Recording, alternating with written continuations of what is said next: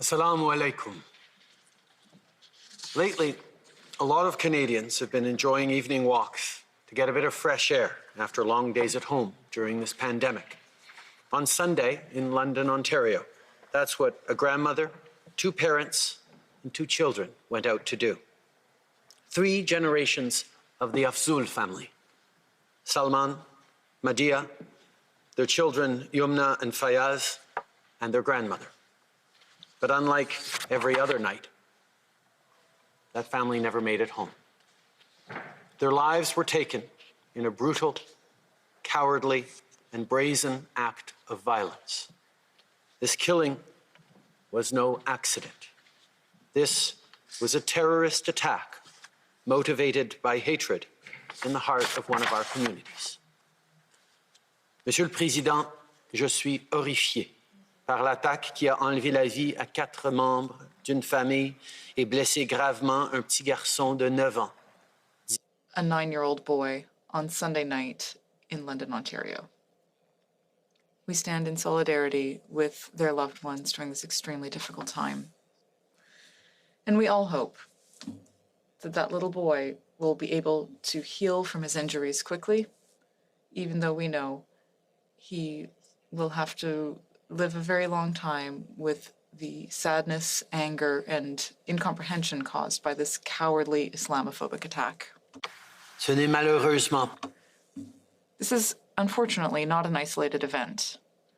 The mosque in Quebec City Of Mohammed Aslam Zafis at a mosque in Toronto. The violent attacks against Black Muslim women in Edmonton, and so many other people across the country who faced insults, threats, and violence. They were all targeted because of their Muslim faith. This is happening here in Canada, and it has to stop. Monsieur le Président, Mr. Speaker, we must not become desensitized to this violence. We must not accept this as normal. Every time that we witness such hate, we must call it out. This starts with small actions.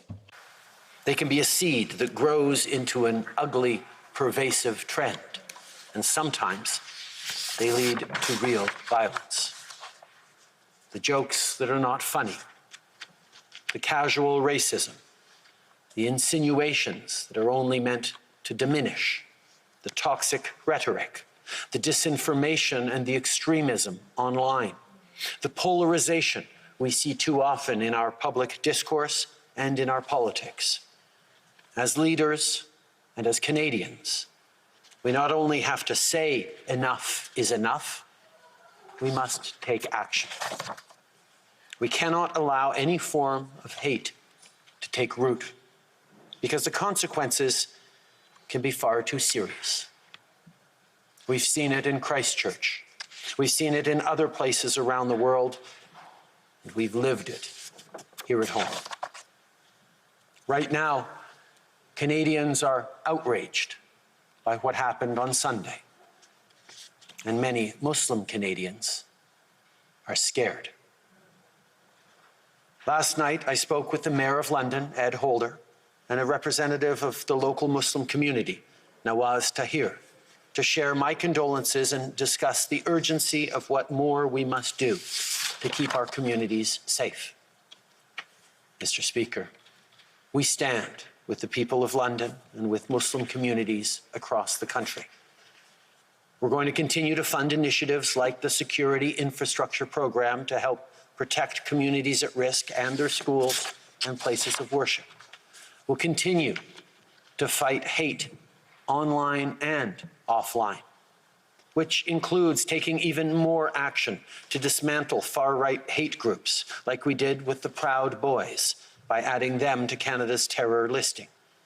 And we'll continue doing everything we can to keep communities safe. The perpetrator of Sunday's cruel attack in London does not represent us as Canadians. because we know that we gain strength through peace, not through hatred and violence. But we also know that we need to look the truth in the face. This hatred and this violence does exist in our country, whether it's in our streets, online, or elsewhere. And as long as it exists, we will have work to do. Mr. Speaker, if anyone thinks racism and hatred don't exist in this country, I ask to them this: how do we explain such violence to that child in hospital? How can we look families in the eye and say Islamophobia isn't real? When you listen to the Black Muslim woman who constantly looks over her shoulder at the bus stop, fearing someone will pull off her hijab or hurt her, she'll tell you Islamophobia exists. If you listen to the parents who beg their children not to wear traditional clothes for fear of them being harassed or attacked simply for what they're wearing, I'll tell you, racism exists. Muslim families have often felt uncertain or even fearful when they go out in the streets wearing traditional garb.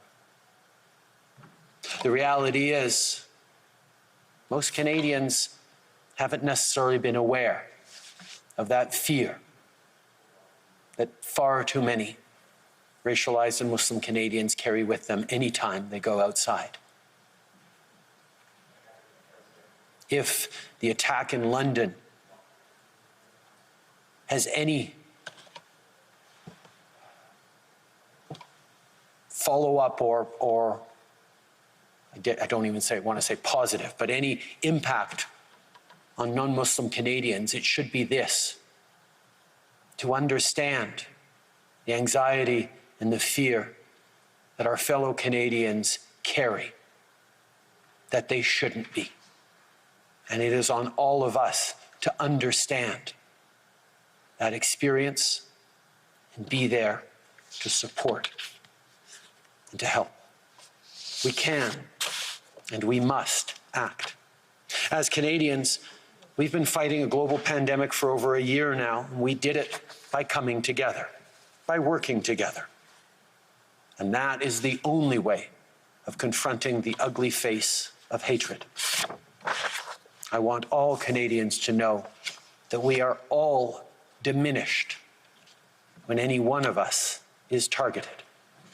We need to stand up to reject racism and terror and work together to embrace what makes our country strong, our diversity. May peace and blessings be upon you.